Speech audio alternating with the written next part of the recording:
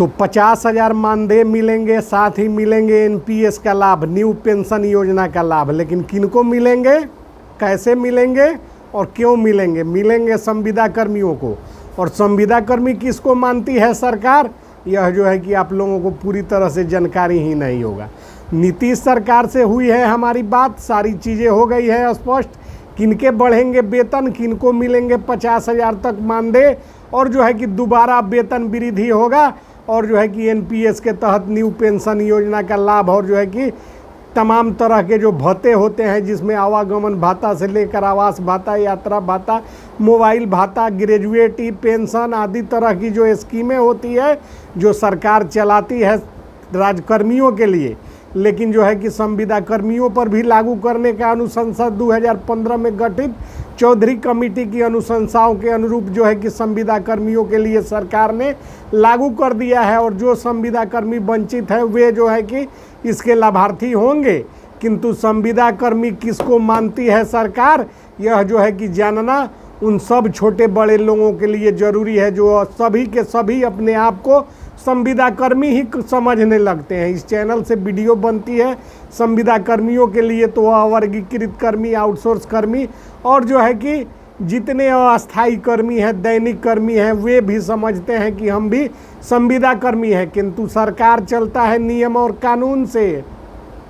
सरकार यूं ही नहीं चलता है। हम और आप जो है कि गांव घर और टोले मोहल्ले के लोग नहीं हैं कि जहां जब जो नियम और कानून बना दिए और चलने लगे उस तरह सरकारें नहीं चलती है। सरकार का जो है कि नियम रूल रेगुलेशन होता है।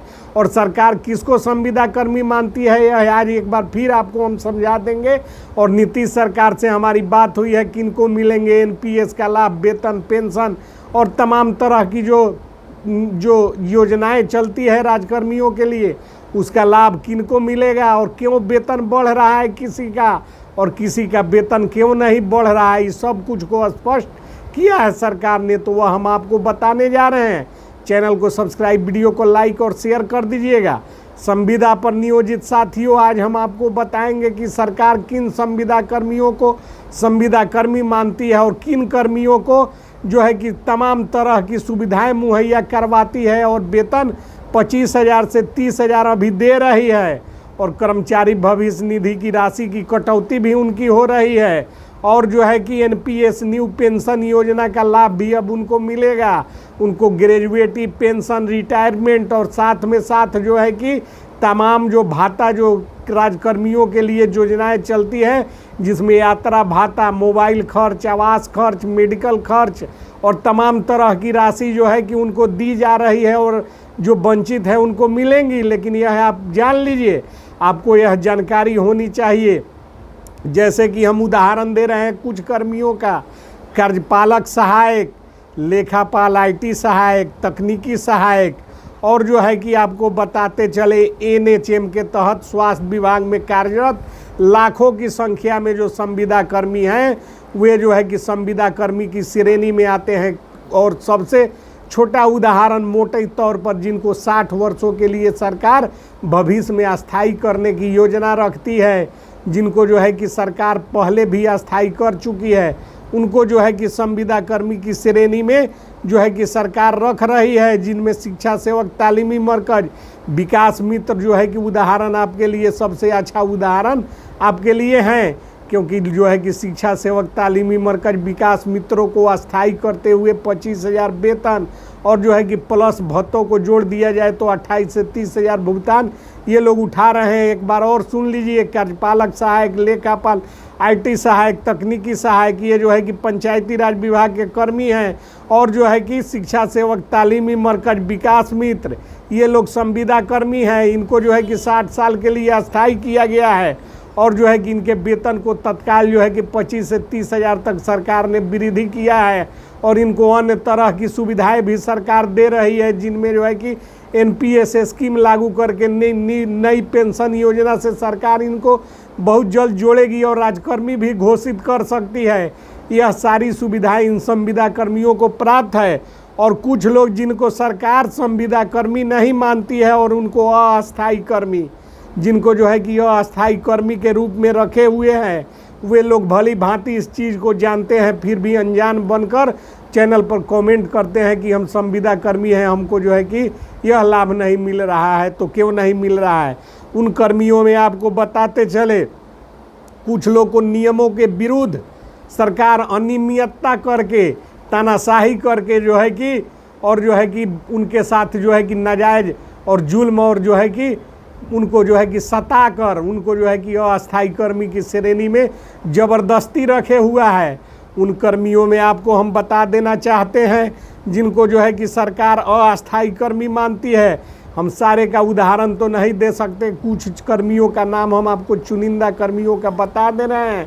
किसान सलाहकार, कचहरी सचिव, न्याय मित्र, बेल्ट्रॉन और उर्मिला के तहत कार्यरत आउटसोर्स के कर्मी, इन लोगों के साथ सरकार जो है कि जोर जबरदस्ती और अन्याय कर रही है, क्योंकि कार्य संचालन नियमावली है इन लोगों का ऑलरेडी जो है कि कार्य संचालन नियमावली, ग्राम कचहरी सचिव, न्याय मित्र कचहरी संचालन नियमावली वर्ष 2007, किसान सलाहकार संचालन नियम, कृषि उन्नयन नियमावली भी गठित है और तमाम तरह के जो है कि इनके लिए नियम लागू हैं।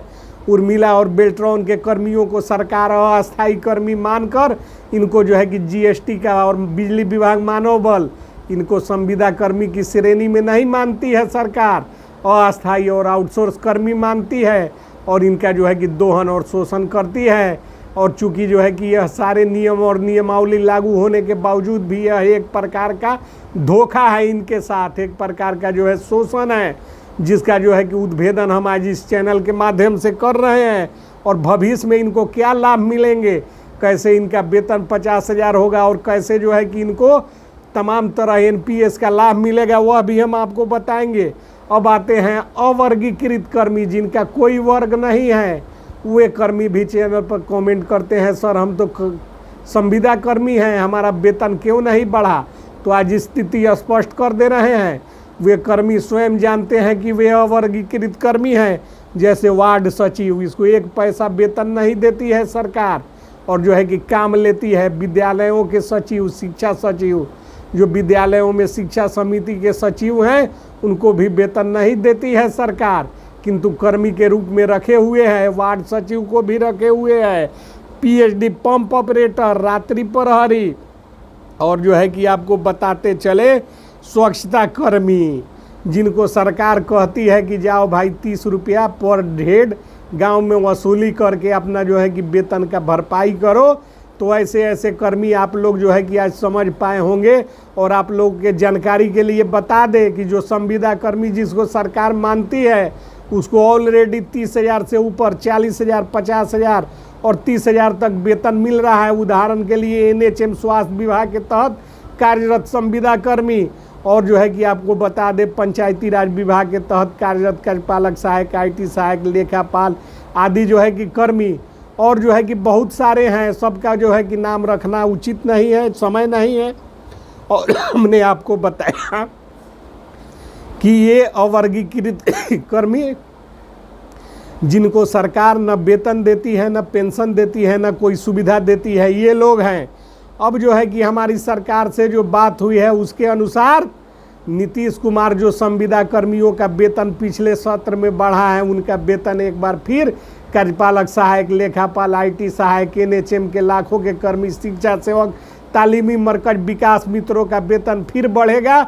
और उनको जो है कि एनपीएस के तहत नई पेंशन योजना का लाभ भी मिलेगा। उनको जो है कि रिटायरमेंट, ग्रेजुएटी के साथ साथ जो कार्यक्रम, जो योजनाएं चलती है, जिनमें यात्रा भाता, मेडिकल खर्च, आवास भाड़ा और जो है कि मोबाइल खर्च आदि के साथ साथ बहुत सारे ईएसआई, ईपीएफ होते हैं, वह सब कुछ सरकार उनको देगी। और बाकी के जो कर्मी हैं, इन्होंने जो है कि न्यायालय में परिवाद दायर कर रखा है, जैसे ग्राम कचहरी सचिव। यदि ये लोग न्यायालय से मुकदमा जीतते हैं तो इनको भी तमाम तरह की लाभ और सुविधाएं मिलेंगी, और तमाम तरह की जो है कि भाता और वेतन के साथ साथ एनपीएस का लाभ मिलेगा। तो भ्रम में मत रहिए कि हम भी संविदा कर्मी हैं और हमको सरकार संविदा कर्मी मान रही है, क्योंकि सरकार जिसको संविदा कर्मी मान रही है, वो लोग कहते हैं कि सर इस चैनल से बताते हैं वेतन वृद्धि नहीं हुआ है। आपके जानकारी के लिए बता दें, 1 लाख के करीब में एनएचएम के कर्मी, और जो है कि लाखों की संख्या में कार्यपालक सहायक, और जो है कि विकास मित्र शिक्षा सेवक तालीमी मरकज़, और जो है कि बहुत सारे हैं जिसका नाम इस वक्त भूल रहे हैं, सूची में है। लगभग जो है कि 2 लाख से ऊपर कर्मियों का वेतन वृद्धि इस चैनल के माध्यम से जिनका मांग किया जाता था, प्रसारण किया जाता था, उनका वेतन वृद्धि सरकार कर चुकी है।